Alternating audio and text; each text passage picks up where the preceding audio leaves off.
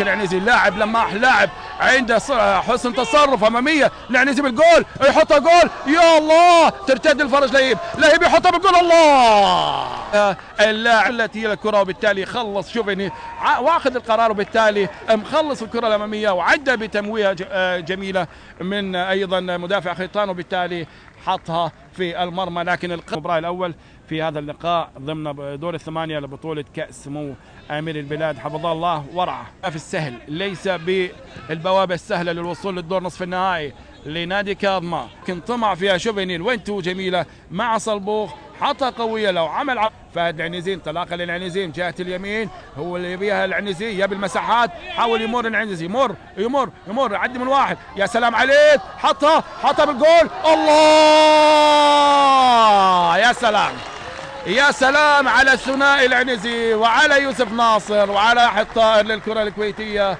اللاعب فهد العنزي يتمكن من صناعة هدف جميل آخر للاعب يوسف ناصر اللي سجل الهدف الثاني من متابعة رائعة، عدى من حارس المرمى. لكن شوف المجهود الفردي الرائع وشوف المتابعة أيضا ليوسف ناصر اللي مر في الكرة البينية، حطها بينية، عدى من حارس العيدان وحطها بالجول، والهدف الثاني لنادي كاظمة.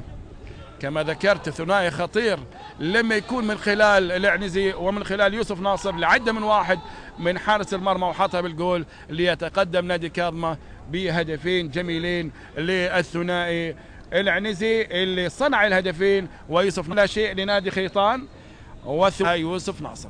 اذا دقيقتين مع الحكم من ايضا اللاعب يوسف مطر عنده بطاقه صفراء وتحذير. شوف هنا يوسف مطر وبالتالي لا فيها يعني حقيقه دخول يعني شوف هنا لا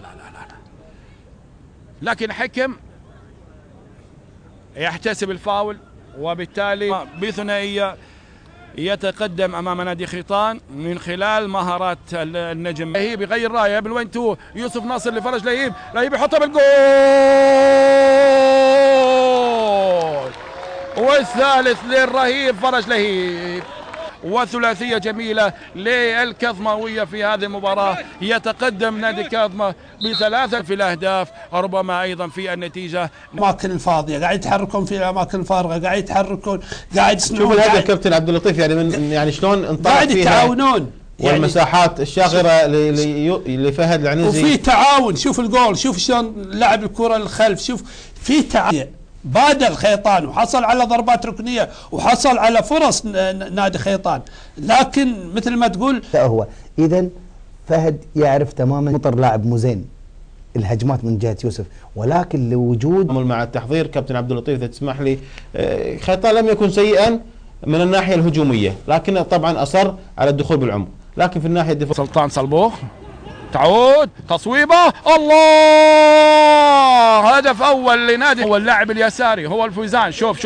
شوف الاعاده، شوف الاستلام للفوزان وحطها قويه بيسراه قويه في الزاويه 90. يبحث عن هدف مبكر من اجل احياء الامال، وهذه الكره اللي احيت الحقيقه امام نادي خيطان من خلال التصويبه القويه للاعب الفوزان، يحطها قويه. سلطان صلبوخ يطلع على العنزي، تصل لفهد العنزي، فهد العنزي حاول يمر طار يلعبها او تمر فهد العنزي امام الجناح الطائر، الا انك توقفه بهذه الطريقه، وبالتالي الفاول موجود في مكان خطر، في مكان صعب، في مكان يعني من خلال الاهداف. وكما ذكرت الضربات الثابته هي احد الحلول لادراك الاهداف، لكن صلبوخ للعنزي، الوين تو جميله، يا سلام، يمر صلبوخ يحطها جهه اليسار ليوسف ناصر، ممكن وكان يوسف مطر.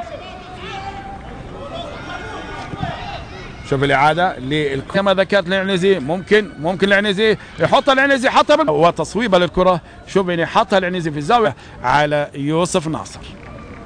كاظمه يلعبها العنزي قصيره، تمر للعنزي مره ثانيه، العنزي حاول يمر ويلعبها، يا سلام عليه. العيدان عملها مارادونا، اللصقه ممكن يكون فيها خطوره، تصل للجناح الطائر فهد العنزي يعدي العنزي فهد ينتظر مسانده يوسف ناصر، يوسف حاول يمر من اوليفيرا، يمر من اثنين، الثالث خطره، الرابع ممكن. كره اماميه بتعود لنادي كاظمه وفيها فاوليه اماميه، خطره اماميه في محاوله سلمان الحبيب، يعدي الحبيب خطره ممكن يحطها بالجول، يمر الجول، يا الله هل فيها ضربه جزاء؟ بالفعل ضربة جزاء، بذل فيها مجهود كبير وعدني شوف الإعادة، عدى سليمان وصنع الهدف الثاني كان ممكن يكون موجود، ولكن دخول قوي وبالتالي بطاقة حمراء. شوفني إعادة من جديد، عدى لعب الكرة العرضية الجميلة وبالتالي إيزوكام يحطها وجول لنادي خيطان. 3 مقابل الدور الآن في حسم هذه النتيجة. رغبة نادي خيطان في الوصول للدور نصف النهائي للمرة الأولى، بينما رغبة نادي كاظمة اللي اطمأن إلى المباراة من خلال 3 أهداف. خيطان ب11 لاعب ونادي كاظمة ب10 لاعبين، ورصي الله يعني أقولها وأكررها للاعب مساعد الفوزان، سلامات للفوزان.